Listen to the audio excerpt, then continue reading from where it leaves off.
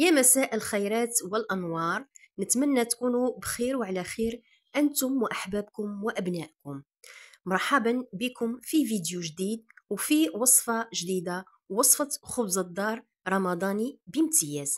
جيتكم بهذا الوصفة، وصفة سريعة وسهلة في التحضير، يعني هنا ما رايحاش تعملي أي جهد، فقط خلطي المقادير وحطيه يطيب والنتيجة رايحة تكون مبهرة. تقول عليه بغيوش ماشي خبز الدار. اذا دون اطاله، هنا في هاد لا ريسيبيون حطيت 2 أكواب تاع الماء الدافي مع 2 ملاعق من الحليب البودر، مع ملعقه كبيره من السكر وملعقه كبيره من خميره الخبز الفوريه. نخلطوهم بهذه الطريقه، نغطيوهم بون تورشون ونخليهم حتى يتفاعلوا مع بعض. بعدين رايحه نبدا في اضافه المقادير الاخرى. انا هنا عندي 3 حبات من البيض، رايحه نحط بياضي بيضتين وبيضة كاملة. بالنسبة للصفارين المتبقيين راح نحتاجهم فيما بعد. نضيف كوب من الزيت. من بعد رايحة نضيف السميد عزيزاتي. حطيت كيلت ب علبة الماء المارغرين تاع 500 غرام. نخلطه بهذا الفوي بهذه الطريقة. نغطي هذا الخليط ونخليه حتى يتفاعل مع بعض. أنا خليته حوالي 10 إلى 15 دقيقة. من بعد نجي نفرغ هاد الخليط في هاد الجفنة تاعي ونبدأ في إضافة المقادير الأخرى. هنا أضفت علبة تاع لا مارغرين، عفوا، اللي كيت بها السميد تاع الفرينة. نخلط هكذا جيدا. من بعد نزيد العلبة الثانية، يعني عفوا، هنا خدات لي علبة تاع السميد مع علبتين تاع الفرينة، يعني كيلة سميد مع 2 كيلات نتاع الفرينة. ونخلطو بيان سور، ما نساوش الملح بحسب الرغبة. من بعد كي خلطت انا كل هاد المقادير، انا خليته يرتاح لي حوالي 15 دقيقة مغطي. من بعد نرجع ليه ونبدا في هاد العملية عزيزتي. انا في واحد الفنجان حطيت حليب دافي مع ملعقة كبيرة سكر مع ملعقة كبيرة تاع خميرة الخبز الفورية، خليتهم حتى تفاعلوا. من بعد نبدا في إضافة هذا الخليط على هاد العجينة ونبقى غير نخلط مليح.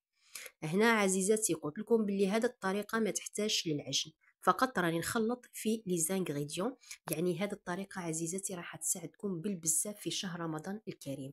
يعني اذا كانت شهيتي خبز الدار في رمضان، اكيد ما رايحاش تعجزيلو ورايحه تحضريه في رمشه عين، والنتيجه رايحه تكون ناجحه 100%.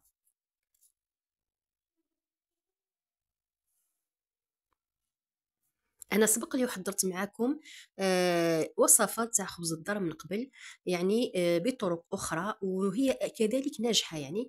وانا حبيت نشارك معكم هذه الطريقه لانها ما تحتاجش للجهد.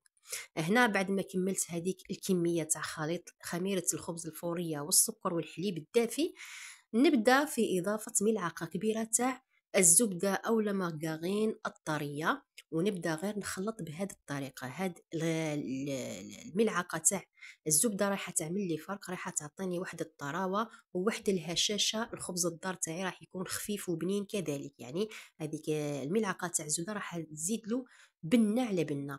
نخلطها مليح مليح حتى نتاكد بلي هذيك الزبده راهي دابت لي وراهي امتزجت لي مليح مع العجينه. راح نكتفي بهذا القدر عزيزتي، وراح نبدا في تشكيل خبز الدار تاعي. انا هنايا هذه الكميه خرجت لي 2 خبزات، خبزه كبيره كما راكم تشوفوا. يعني دهنت انا السنيوه تاعي بالزيت ونبدا غير نحل فيها بيدي بهذه الطريقه في هذه السنيوه. والكميه المتبقيه خرجت لي سنيوه صغيره.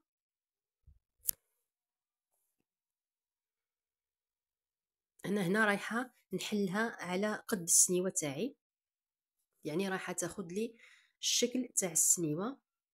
من بعد رايحه نقطعو بيان سور على شكل مربعات.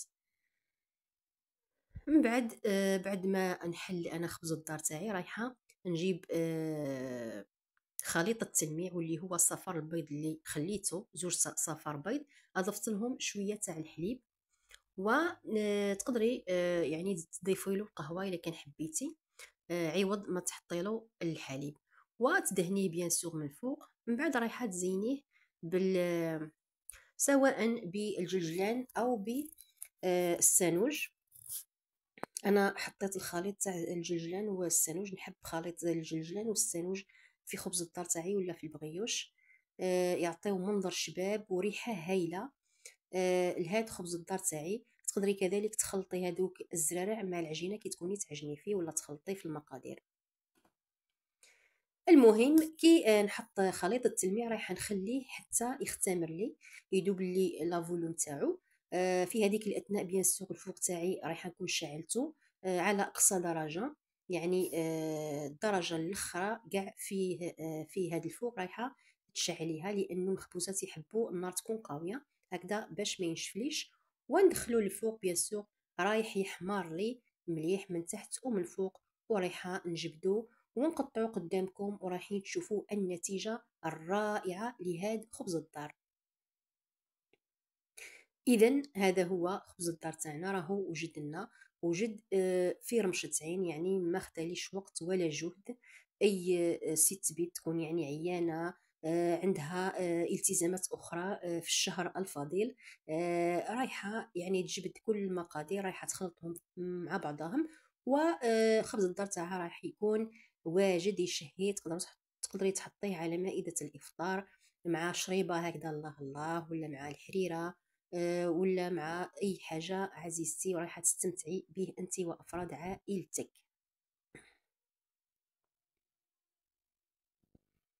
هذه السنيوه الثانيه راني خرجتها، شوفوا كيفاش خرج طري ما شاء الله، وخرج يعني كيما البونج، خرج خفيف خفيف ما شاء الله، والبنه هايله هايله. يعني كي تشوفيه تقولي عليه بغيوش ماشي خبز الدار.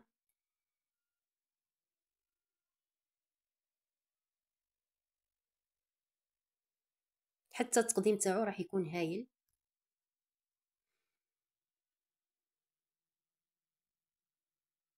حبيت نشارك معكم كي نقطع هذا خبز الدار، يعني رائع يشهي، يعني مع انه يعني ما كانش عندنا جهد كبير في تحضير هاد الخبز الدار، الا انه النتيجه كانت رائعه ومبهره، يسخف يسخف.